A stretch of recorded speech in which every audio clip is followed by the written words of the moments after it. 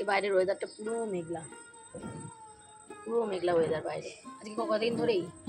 চলো, good morning হয়ে গেছে, শুভ সকাল বন্ধুরা। তোমরা কেমন আছো? আশা করি নিশ্চয়ই ভালো। আমরা সকলে খুব ভালো আছি, সুস্থ আছি।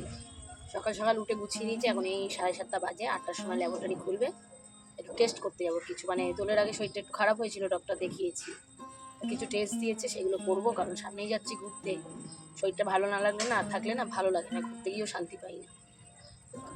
যাই হোক, চলুন, প্রদীপ গেছে একটু ওয়াশরুমে, বিড়ালে দেখিয়ে আসি। আর এমনি 40 হয়ে গেছে, 40-এর পর এমনি দেখুন মানুষের শরীরে অনেক একটু একটু করে রোগ ধরা পড়ে। তাই মেয়ের আবার স্কুল আছে, কোনো কাজকর্মই হয়নি, শুধু উঠে গোপাল সোনাকে দিয়েছি, বিছনাটা তুলেছি আর বাসনটা মেজে। কথা আমার হচ্ছে মনি হয়ে গেছে বন্ধুরা, তোমরা হয়তো অনেকেই জানো না, তাই বললাম। আমার কিন্তু মনি হয়ে গেছে, আমার কষ্টের ফল বৃথা যায়নি। এবারে আস্তে আস্তে সব স্টেপ বাই স্টেপ হবে, তোমরাও যারা চেষ্টা করছো চালিয়ে যাও।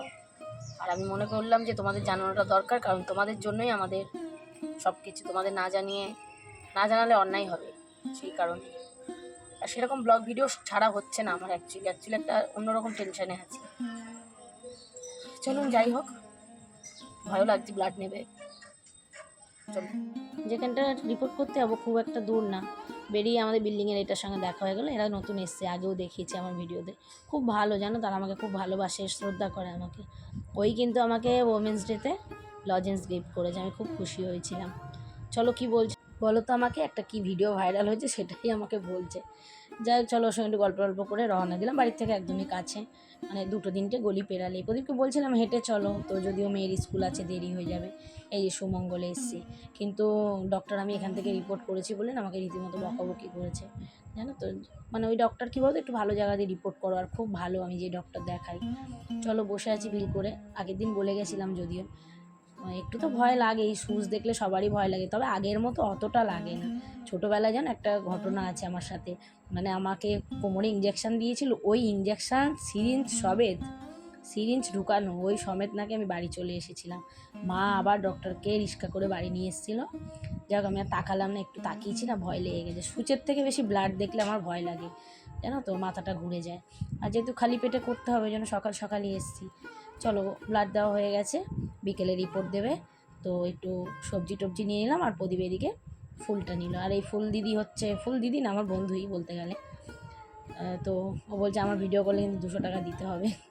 যাই হোক, মজা করছিল। মাছ দেখলাম খুব একটা পছন্দ হলো না, তার লোটে মাছগুলো মোটামুটি ভালো ছিল, নিয়েছি একটু লোটে মাছ আজকে। চলো, চা বসিয়ে দিয়েছে প্রদীপ বাড়িতে এসেই, তো চাটা আগে খেয়ে নিই, কারণ সকালের চা অনেকটা লেট হয়ে গেছে আমাদের খেতে। চা খেয়ে ছোটো মেয়ে এসে দেখছি মোটামুটি স্নান হয়ে গেছে, তো ওকে চলো একটু গুছিয়ে দিই, তার আগে আমার ওষুধ খেতে হবে। এখন হচ্ছে সকালবেলা আগে ওষুধ চাই, সবার এখন এই অভ্যাস, আমার বরের, আমার, মানে কি আর বলবো, ভালো লাগে না ওষুধ খেতে, কিন্তু কিছু করার নেই, তো বয়স হচ্ছে আস্তে আস্তে। মেয়ে স্নান করে রেডি হয়ে গেছে, আর ওর চুলগুলো কালকে কেটে দিয়েছি, হ্যাঁ। তো ছোটো ভিডিও করেছি চুল কোথায় কাটতে গেছিলাম, তো সেটাও ছাড়বো পরে, কারণ ঘুরতে যাচ্ছি, ওর খুব আবদার না আমার চুলটা কেটে দেয়। যাই, চলো, ওকে ড্রেসটা পরিয়ে দিলাম, মানে বেল্টটা লাগিয়ে দিলাম, ওর ড্রেস তো নিজেই পরে নেয়। আর বড়ো মেয়েও মোটামুটি উঠে গেছে। প্রদীপ চা খেয়ে আমাকে আজকে একটা ভালো অফার করলো, দাও মাম আমি একটু আলু কেটে দিই। আমি খুব খুশি হয়েছি, বলছে ভিডিও করবে না। আমি তো ভিডিও করছি, কারণ এইসব বিরল দৃশ্য ক্যামেরাবন্দি না করলে হবে বলো না। যার স্বামী শুধু চা ছাড়া ঘরে কিছু করে না, সে কেটে দিচ্ছে আলু, মানে ভাবা যায়। যাই হোক, ছড়িয়ে ছিটিয়ে বসে আলু কেটে দিল। আমি এদিকে টিফিন বসিয়ে দিলাম, পাস্তা করলাম, ছোটো মেয়ে টিফিনে নিয়ে যাবে। আর আমাদের একটু আলুর তরকারি করলাম, আর রুটি করার আর সময় নেই, তারপর হাতটা একটু ব্যথা করছে, তো আটা মাখতে হবে। তা প্রদীপ বললো তরকারি করো, তরকারি দিয়ে মুড়ি খেয়ে নেবো। বললাম যাক, আর খুব ভালোও লাগে দেখবে তরকারি দিয়ে মুড়ি খেতে। তোমরা কারা কারা ভালোবাসো বলো তো তরকারি দিয়ে মুড়ি খেতে, আলুর তরকারি দিয়ে। আমি মাঝে মাঝে কিন্তু টিফিনে করি। ওইদিকে আমি টিফিন করছি, আমি যখন গেছি বড় মেয়ে ঘুমাচ্ছিল, ছোটো মেয়ে পড়ছিল, তো উঠে বিছনাটা তুলে দিল। আজকে মোটামুটি সবাই কিন্তু আমাকে একটু আধটু হেল্প করেছে। একটু আধটু হেল্প করলে না একটু সুবিধা হয়, জানো তো। সংসারে তো প্রচুর কাজ থাকে, যারা আমরা সারাদিন ঘরে থাকি তাদের যেন আরও বেশি কাজ থাকে। চলো, একটু কালো জিরে ফোড়ন দিলাম, একটু হিং ফোড়ন দিলাম, আমার খুব ভালো লাগে আলুর তরকারিতে হিং ফোড়ন দিতে। একটুখানি আলুর তরকারি টিফিনে করে নিই। এদিকে আলুটাও বসিয়ে দিয়েছি, দিয়ে পাস্তা সেদ্ধ হচ্ছে। আর বড় মেয়ে চুলটাও বেঁধে দিল, এখন আর বেনি করার ঝামেলা নেই, ও নিজেও বাঁধতে পারবে, কিন্তু এই যে আলিশি করবে না। একটু বাইরের আওয়াজ পেতে পারো বন্ধুরা, কারণ যখনই ভয়েস দিই না কিছু আওয়াজ হবে। যা কেউ তো জানে না আমি ঘরে বসে ভয়েস দিচ্ছি, কথা তো বলবেই মানুষ।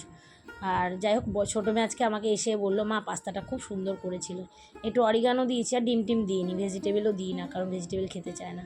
আগের দিন খেলা হয়েছিল বলে, মানে ক্রিকেট খেলা হয়েছিল, কেক নিয়ে এসেছিলো, সেই কেক ছিল একটু দিলাম, আর ওকে পাস্তা দিলাম, ওর বাবাকে মুড়ি আর তরকারি দিয়ে দিলাম। তো চলো ওরা বেরিয়ে গেল, ব্যাস এবার আমি নিশ্চিন্ত। আমি মনে করি যারা বাইরে যাবে তাদেরকে আগে বের করে দাও ঘর দিয়ে গুছিয়ে, তারপরে তুমি ঘরের কাজ ধীরে সুস্থে অনেকটা সময় থাকে করো। চলো এবার চুলটা আগে গুটিয়ে নিই, কারণ চুল ছেড়ে ওইভাবে আমি কাজ করতে পারি না, আমার খুব কষ্ট হয়। এতক্ষণ করেছি কেন মনেও ছিল না, আর খুব তাড়াতেও ছিলাম, বুঝতেই পারছো 10:30টার মধ্যে মেয়ে বেরাবে, বর বেরাবে, আর এসব করতে গিয়ে একটু দেরিও হয়ে গেছে। আর খেয়ে না গেলে, না গুছিয়ে দিলে না আমার মানে মাথার মধ্যে চিন্তা ঘুরতে থাকবে। সোফাটা একবার সকালে পরিষ্কার করেছিলাম, তা ওরা বসেছে টসেছে, চুল টুল আশ্রেছে, পড়েছে, একটু ঝেড়ে নিলাম আর একবার। আর আমার পরিষ্কার একদম খুবই ভালো লাগে, কোনো দিকে আমার নোংরা চোংরা থাকবে না, আমার এটাই খুব ভালো লাগে। আমার যতই কষ্ট হোক, শরীরটা যদি আমার ভালো থাকে না বন্ধুরা, কাজকে আমি একটুও ভয় পাই না, কাজ করতে আমার ভীষণ ভালো লাগে। আমাদের বিল্ডিংয়ে এক এক সময় এক একজন বলে তুমি কত খাটো, কী করে পারো গো এত কাজ একা হাতে। সব প্রত্যেকেরই ঘরে মোটামুটি মানে হাউস হেল্পার আছে, আমি রাখি না। আমার যখনই শরীর খারাপ হয় না সবাই বলে একটা হাউস হেল্পার রাখো, দূর এই একরত্তি ঘরে আবার কি হাউস হেল্পার রাখবো। যাই হোক চলো, তারা তো বলবে যে তো দেখে আমি এত খাটি, আমাকে ভালোবাসে বলেই বলে। চলো ঘরটা পুরো পরিষ্কার করে ঝাড় দিয়ে নিই, সকালে কিন্তু আজ ঝাড় দিতে দেরি হয়ে গেছে। অন্যদিন কিন্তু আমি কোনোদিন বাসি ঘরে কাউকে বার করি না, কিন্তু কী করবো বলো, পরিস্থিতি যেমন। বড় মেয়ে একবার ঝাড় দিতে গেছিলো, আমি বললাম দেখ এখন ঝাড় দিবি, চুল টুল আশ্রাবে, পড়বে, আমি তার থেকে ওরা বেরিয়ে যাক বোন বাপি, তারপরে ধীরে সুস্থে আমি ঘরটারগুলো ঝাড় দেবো। চলো ঘর পুরো ঝাড় দেওয়া, সব ঘর পরিষ্কার করা হয়েছে। এবারে টেবিলটাকে একটু মুছে নিই, টেবিলটা ভাবছিলাম একটু ডিপ ক্লিন করবো, একটু উচ্চারণ ভুল হয়ে যায়, মানে একভাবে ভয়েস দিতে গিয়ে না, তো আর করলাম না, মানে থাক, এমনি আজকে দেরি হয়ে গেছে। ডিপ ক্লিন করলে একটু সময় লাগে, সব নামিয়ে কলিং দিয়ে বারবার করে মুছতে হয়, আর নাহলে না মাঝে মাঝে একটু আশটানি গন্ধ ছাড়ে, মানে মাছ টাছ তো খাওয়া হয় মাঝে মাঝে, শুধু টেবিল ক্লথটা পাতা নেই তো ওই জন্য না মাঝে মাঝে মুছে দিতে হয়। চলো পাট শাক নিয়ে এসেছিলাম, আর খুব ভালো লাগে আমার পাট শাক খেতে, আমার বর তো এইসব চোখেই দেখতে পায় না। যাই হোক আমি গেছিলাম বলে, আমি অনেকদিন আগে একবার বলেছিলাম, তো সে চোখে দেখতে পায় না, সে শুধু আদা রসুন পেঁয়াজ ভেন্ডি এগুলোই দেখতে পায়। সবার ঘরেই মোটামুটি একই পরিস্থিতি, পুরুষ মানুষের বাজার মহিলাদের পোষাবে না কোনো দিনই না। আমরা একটু জিনিসটা ধরবো, দেখবো, বেছে টেছে নেবো ভালোটা। চলো আজকে করব ডাল দিয়ে শুক্তো, আমার ঘরে এইটাই বেশি ভালোবাসে খেতে, মুসুর ডাল দিয়ে। তবে ডালটা আর একটু দিলে ভালো হতো, খুব টেস্টি হয়েছিল। এর মধ্যে কী ফোড়ন দিয়েছি বলো তো, একটু আদা রাঁধুনি আর একটু শুকনো লঙ্কা ফোড়ন দিয়েছিলাম, আর কিচ্ছু দিইনি, এত ভালো হয়েছিল না, ওই দিয়েই অনেকটা ভাত খাওয়া যায়। পাট শাকটা করে স্নান করে চলো পুজো দিতে যাবো। এই যে গাছে বেলফুল একটা ছাদে রেখে এসেছি, আর একটা নিয়ে এসেছি ব্যালকনিতে, সন্ধেবেলা না ঘরটা পুরো গন্ধে ভরে যায়, তা ভাবলাম আজকে একটু গোপাল সোনার চরণে বেলফুল দিই। আমার এত ভালো লাগে বেলফুলের গন্ধ, ছাদে ছিল কিন্তু ওই গাছটা আমি ব্যালকনিতে এনেছি। চলো অনেকদিন পর গোপাল সোনাকেও দেখালাম, আজকে দিয়েছিলাম কলা আর বাতাসা। বড় মেয়ে ক্লাস করিয়ে এসে আমার জন্য একটু নিজের জন্য লেবুর জল করেছে, আমার জন্য একটু করেছে। আর জল কিন্তু সব সময় বসে খেতে হয়, যদিও এটা বেশি জ্ঞান হয়ে যাচ্ছে, কারণ আমিও বেশিরভাগ দাঁড়িয়েই খেয়ে নিই। যাই হোক এটা একটু রিল্যাক্সে খেলাম, ঠান্ডা ঠান্ডা। এই লোটে মাছের প্রচুর দাম বেড়ে গেছে, হ্যাঁ তোকে বলছি না। চলুন আজকে অনেকদিন পরে লোটে মাছ পেয়েছিলাম, বাজারে নিয়ে এসেছি, যদি উঠে রান্নাঘরে চলে এসেছি। আর কি দাম, আগে লোটে মাছ আমরা কিনতাম 30 টাকা 40 টাকা কিলো, এখন 200 টাকা 250 টাকা কিলো। কি খাবে, জিনিসের দাম।